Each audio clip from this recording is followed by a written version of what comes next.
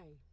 So today I'm going to be talking a bit hard on singles and married. I'm going to be talking to you in a different tone, and that is because I want you to get some deep things about relationships and marriages. And I'm going to start with the singles. I want to ask a question because I see in my DM and a lot of single girls reaching out to me to say, should we also submit to our boyfriends? Should we also submit to our fiancés? Do they expect respect from us? Do they expect us to also submit the way you are telling married women to submit? Now, I'm going to be hard on you because I'm going to ask you a question. I'm going to answer the question, and I will also give you the opportunity to answer the question. So, my darlings, are you also not expecting your fiancés? Are you also expecting or not expecting your boyfriends to provide for you in that relationship?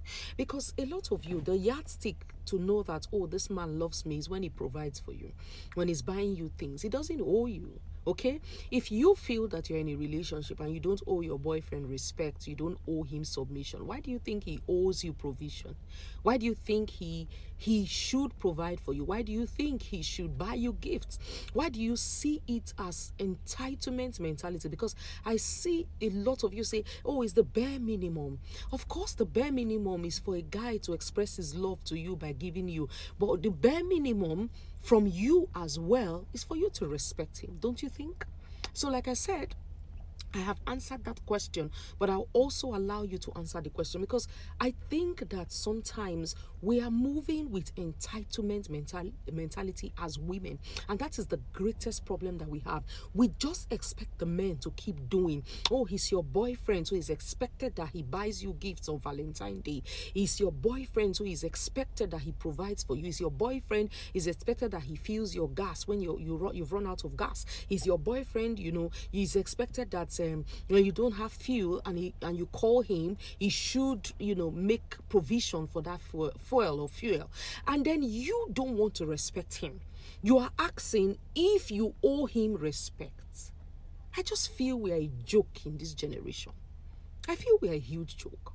And that's why I'm here to tell you, some things that matter. I said I will be hard on you, and that's the truth. This will not make you love me, and that's not the point. The point is not for you to love me. The point is for you to know, what to do, what is right, and what is expected of you.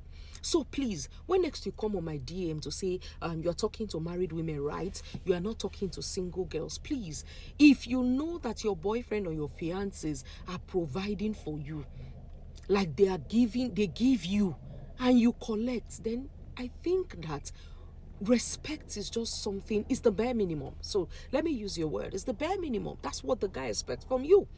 And let me tell you this, singles, this is one of the criteria a man is looking at to be able to say, oh, I want to settle down with you. If you cannot give him the bare minimum, which is respect, then don't expect so much. And to married women, in counseling, so I hear a lot of you saying submission is hard, is not fair. Some of you even blame God. I've even heard someone in counseling tell me that God is partial to women, that God is partial, that God she doesn't feel God loves women. That why will you ask a woman to submit? Submission, how you do. Look, if I were to talk to you, like I said, I'm going to be hard on you. For some of you, the way you even speak to your husbands is wrong. Okay? You are too commanding.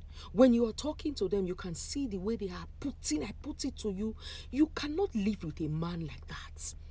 Listen, I may not be your regular marriage counselor, but for someone who has been with a man, one man, and I've had 25 years of friendship and 20 years of marriage, I should be able to tell you the little things that matter in marriage. When you are talking to your husband, remember he's your husband. He's your head. He's not your houseboy.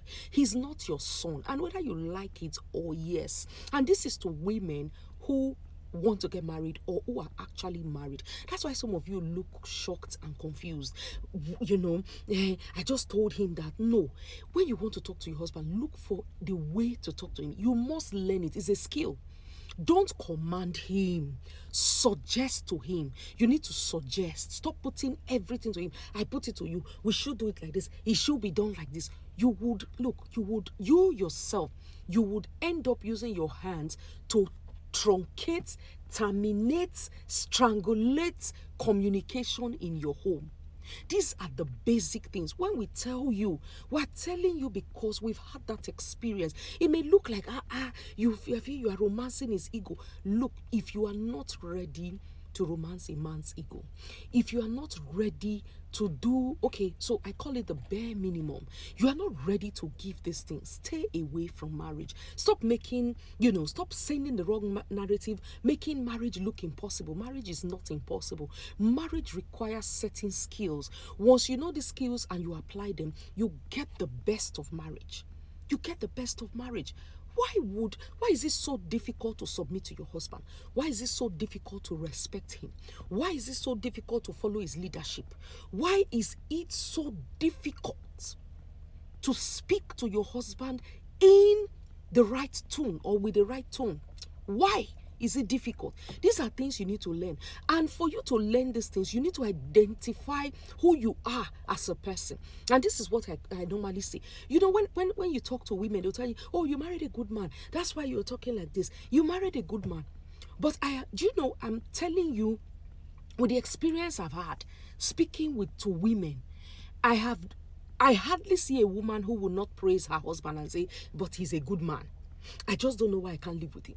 So I was scrolling through TikTok yesterday and I saw a woman who was giving a recount, of her marriage and how she left her marriage and all of that.